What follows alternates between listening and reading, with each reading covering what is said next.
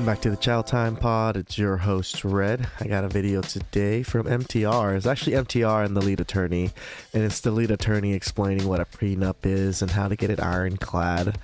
I just wanted to do this video because I actually watched it on MTR a couple days ago when he kind of re-went over the video, and I think most men need to know this.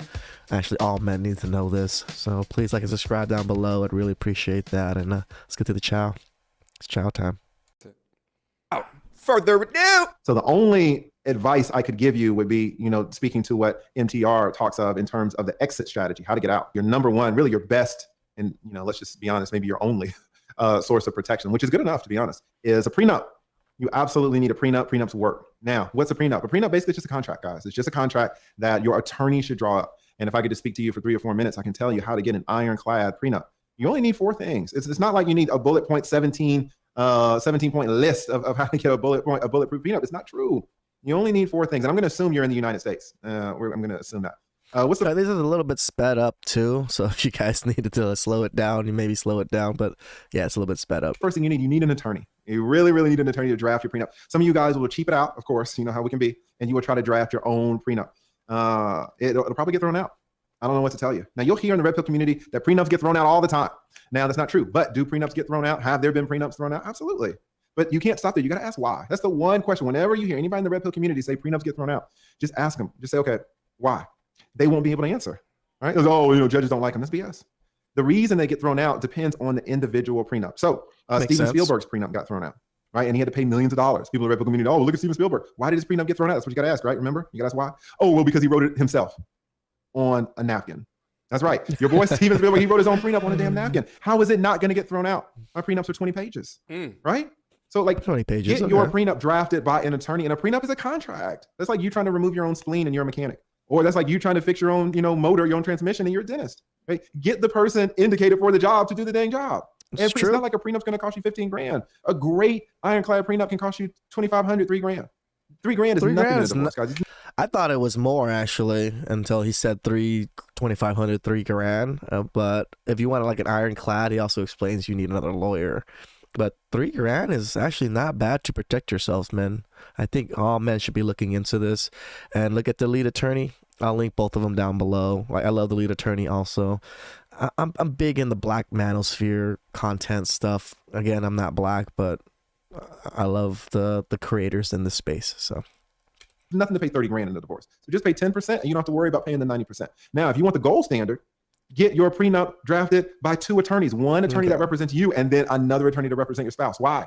Yeah. So when you think about it, if you get 2 attorneys, which is, he says, the gold standard, that's $6K.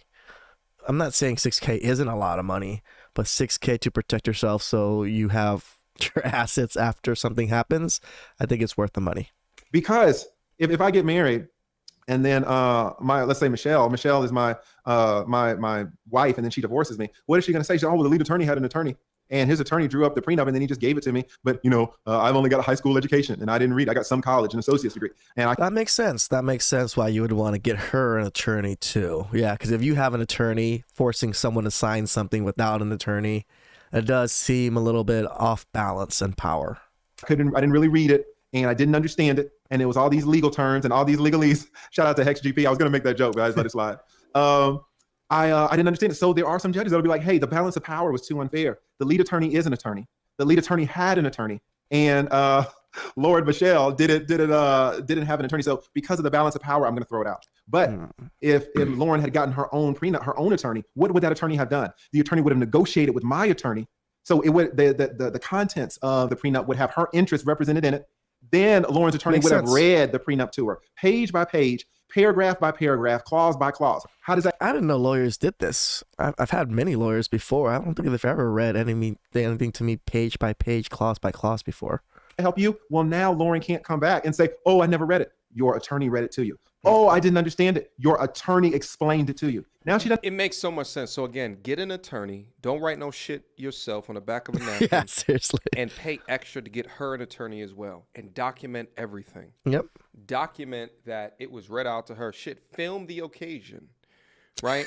Because now it increases the likelihood that it will not get thrown out because you have all of this documentation, all of these things that you do in order to get each party to sign and you had both attorneys write up separate documents that you guys both agreed on. It's genius. All right, let's keep going.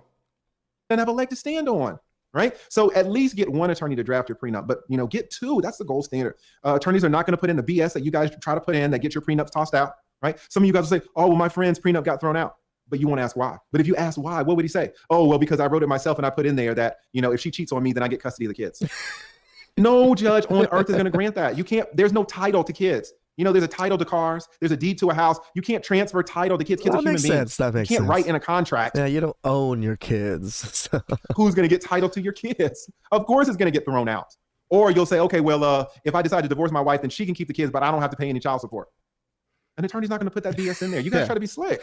You guys will put in there, oh, my wife can never weigh over 160 pounds. Now she's 180, so she doesn't get anything. Yeah, listen, MTR. I can't put that one in there. Yeah, no, MTR, you can't be putting that shit in there. Put it in there. God damn it. What do you mean? Well, what goes in there, right? Can you put anything in there? That is exactly right. So get an attorney knows what you can put in there and what you can't. So get one attorney, and the gold standard is to get two attorneys. What's the second thing? Guys, even if you have, let's say you opt for the one attorney. Let's say you opt for me, the lead attorney, and I draft a 20-page prenup and I give it to you, right? And I tell you what to do with it, but you don't listen.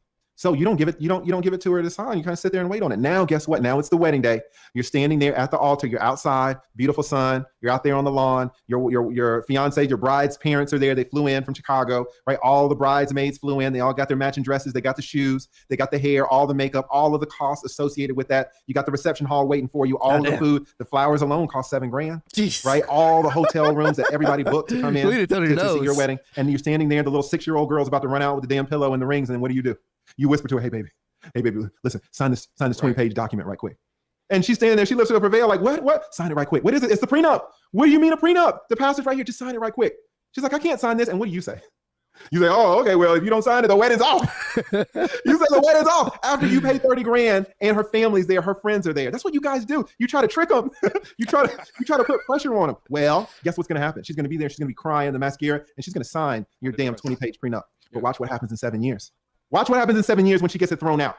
And then you're going to lose half your stuff. You're going to be crying to the red pill community talking about prenups don't work. No, I drafted an ironclad prenup. I explained it. What did I tell you to do with it? I told you to give it to her 6 months before your wedding. 6 months before your wedding, give it to her. That way, if you see in 3 months she hasn't signed it, you don't have to go through the rigmarole of putting down more money and outlays. You already know what the deal is. Amazing plan that he's laying out for all of us, man. Amazing plan, right? Tell you the truth, like I tell you guys, I still want to get married. You best believe I'm getting a fucking prenup from the lead attorney. I'm literally going to hit up the lead attorney. I'm like, give me that 20-page prenup. But you didn't do that. You were scared of your woman. So many of you are scared of your own women. And you don't want to ask her straight away about the prenup. You kind of want to force her into it. Well, the judge is going to see that. Men saw Derrick Jackson. Like women didn't see it. Men saw it on day one. We all knew he was pandering. Judges are going to see. Judges are going to see you like men see Derrick Jackson. You waited 3 days before the wedding to give her this 20-page document. She didn't have time to get an attorney and she signed it. The judge saw you going and coming. He's going to throw it out. He can absolutely throw it out, and it'll be your fault because I drafted you an excellent prenup and you ruined it because you were too scared to give it to her when she had time to think about it, when she had time to give it reviewed. So that's the second thing, guys. The gold standard, give it to her 6 months before the wedding. Now, there might be someone in the chat who's going to get married in 4 months. And you say, oh, well, lead attorney, is it too late? No. Get on it, right? I'm just telling you, the closer it gets to the wedding date, the more likely it is to get thrown out. If you can get her to sign in 4 months, you're still good. But, if you start pressing her with, we already put down the deposit on this, we're going to lose the deposit on that. Your parents already paid for the Delta airline tickets into Hartsfield Jackson. Once finances start becoming a decision-making consideration, you're screwed. You're screwed, right? So do not allow her to say, I signed this under duress. Give it to her at least 6 months before the wedding gold standard. Third, some of you guys, man, you're sneaky. You're sneaky. Listen. In a prenup, you have to list out all of your assets. Some of you are going to put your bank account and you're going to leave out your savings. You're going to leave out your savings account. Some of you are going to put down your checking in your savings, but you're going to fail to mention that retirement thing. You got your little 401k. Some of you got some Bitcoin. Some of you guys have. I got no Bitcoin. I got nothing. You're leaving out your Ethereum. You think your wife doesn't know anything about that wallet. Well, if you leave something out of your financial disclosure, Malcolm's breaking it down. Don't even talk about the offshore accounts, right? That Gulf Shore Trust that everybody's trying to pile money into. He's exactly right. If you put all your money in that account, that offshore account, put all that money in that blind hidden trust. If it ever comes out, your wife can reopen the divorce and get all of it, not just half, get all of it. The judge. All right, note to selves, guys. You hear that? They can reopen the divorce. So once proceedings are done, they don't see it, and then she finds out later, they can reopen and take your money. So be careful on this, men. Be careful on this. Can punish you for lying. Absolutely, a judge will throw your prenup out for fraud, right? You were lying. You said that these were all of your assets, and they weren't. So guys, and like this and the last one kind of go hand in hand. What's the last one? Now this is kind of where it gets a little squishy, right? But you kind of got to be fair. Some of you guys, you want to get married and you're right in there. Okay, well, if we're married 20 years and you divorce me, you leave with $17. You're asking for the judge to be like, okay, you're trying to punish her. You're being punitive. I'm going to throw it out. $17 after 20 years, right? Now, here's the thing. Is it bad that you want to give your wife $17 after 20 years of marriage if she divorces you? Is that bad? Depends. It's not bad. Okay. The bad part is you deciding to marry her. There's no problem with you only wanting to give a specific woman $17 after 20 years of marriage. That is just a mere reflection on how you feel about this person. You might not like her enough to want to take care of her or to give her half. You don't like her that much. You're kind of looking at her and you've seen some things while y'all were dating. You've seen some things where y'all were engaged where you think, well, if she divorces me after 20 years, she only deserves $17. Fair enough. Stay with her for 20 years. Just don't marry her. Guys, you don't have to get married. Right? No one's forcing you to get married. But if you try to have your cake and eat it too, if you try to marry this woman and then at the same time try to punish her by giving her $17, the judge is going to call you out on it. And the judge can absolutely throw your prenup out. Remember, in certain states, once you're together for 10 years, they consider you legally married. So you got to be careful with that too. I mean, once you live together for 10 years, you're legally married. In California, it's one of those states I live in. So I do plan on being with someone for a long time. And so I don't really plan on moving out of California. I don't know yet. I mean, everything's so expensive here. But if I don't, then yes, I will get a prenup. But if I do move to another country, another state, I'm actually really thinking about being a passport bro myself. I have the options. My parents already not my dad already. He's like, whenever you want to get married, we'll just go to Cambodia and pick you up a 20-year-old, good family, good background and everything like that. So for my family, it's like a normal thing. It's not really passport bros. We just bring them here. But I've also seen a lot of stories where we bring women here and they turn into feminists and they literally destroy marriages too. So. Right. So not to get too deep into prenups, but there's only 4 things, guys. Listen, get it drafted at least by one attorney. Gold standard is 2. All right. Get it drafted by someone competent, reviewed by someone competent. Don't spring it on your wife. Give it to her 6 months before the wedding. Number 3, disclose everything. Disclose the savings account, disclose the pension, disclose the Ethereum. Right. And then number 4, just be somewhat fair, guys. Just be somewhat fair. If you can do that, you will have an ironclad prenup that will hold up every single time. Hey, TLA, in your time in representing women, do you ask those 4 questions if there's a prenup that she has first? Absolutely. Absolutely. There are times where we try to defeat a prenup, and they're very hard to defeat, especially the prenups the prenups were drafted by women. Sometimes you just got to drafted by the attorney. Sorry, if you're representing a woman, you try it anyway, because it might cost the woman $15,000 to try to defeat the prenup. But if you win, she could get $500,000. So she's risking $15,000 to get $500,000. A woman will do that every time. You see that with Dr. Dre's prenup. Right? I think they go to court on his prenup in January. His prenup seems pretty ironclad. Now, he did allegedly rip it up and throw it in the fire and try to say, that's what a woman's trying to say, right? But the prenup said you couldn't do that. The prenup said that if you ripped it up and threw it in the fire, that still doesn't negate the prenup. The prenup said it could only be negated. It could only be revised or modified through another writing. So the woman really didn't have a leg to stand on, but she has to try something, because if the judge rules in her favor, she gets like $1 billion or she gets $500 million. So she's going to try. And so a lot of times we try, but then sometimes we don't even. Sometimes the women are like, they need the $15,000. Like, they will risk it if they have a good shot, but most of the times you just don't have a good shot. Now, there are times when you come in and you see the prenup and it's like handwritten on manila paper, like that yellow legal paper, and you're like, oh, okay, now we got something.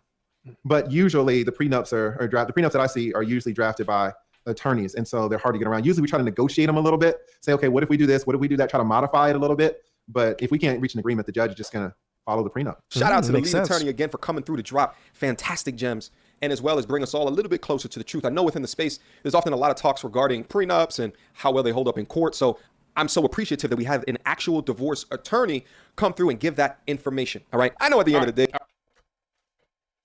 That was solid chow. As MTR said, I know there's still men out there that want to get married. They want to still handle things. And a lot of men are still scared about the prenups. I mean, I was actually a little bit worried about the prenup before I watched this too. And then when I watched it, oh, it's ironclad as long as you're kind of fair about things and you disclose everything. So just like a review, men. Gold standard. 2 lawyers. One for her, one for you. You know. Gold standard number 2. At least 6 months before the wedding. Right? And then number 3, disclose everything. And number 4, be somewhat fair. Unless you just want to not be married. But I thought that was great information. I love MTR. I love the lead attorney. I don't have an episode of the lead attorney by himself. That's why I did it with the MTR one. But I'll link both of them down below. And I'll link this particular episode of MTR down below also. So please like and subscribe down below. I'd really appreciate that. And catch you guys next time. It's chow time.